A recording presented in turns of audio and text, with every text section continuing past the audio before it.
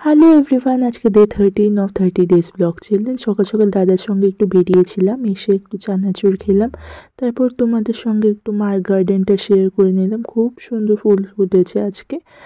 তারপর বিকাল হয়েছে, বিকালে আমি আর মা গেলাম একটু ঘুরোঘুরি করতে। আজকে ভাবলাম ত্রিপুরা ইন্ডাস্ট্রিয়াল অ্যান্ড কমার্স ফেয়ারে যাই, যেটা হাপানিয়া মেলা গ্রাউন্ডে হচ্ছে। তারপর গিয়ে অনেকক্ষণ ঘুরলাম। বাংলাদেশ থেকে কয়েকটা শাড়ি স্টল হয়েছিল, খুব সুন্দর লাগছিল দেখতে, তাই তোমাদের জন্য একটু ক্লিপ নিয়ে নিলাম। খুব সুন্দর সুন্দর শাড়ি এসছে ওইখানে। তারপরে একটা জুতির দোকান দেখলাম, রাজস্থানের স্টল ছিল সেটা। জুতি তো খুবই সুন্দর কালারফুল জুতি ছিল, আর মেয়েদের ইমোশন, সেগুলো ক্লিপ না নিয়ে হয়। তারপর ফ্লাওয়ার সল ছিল।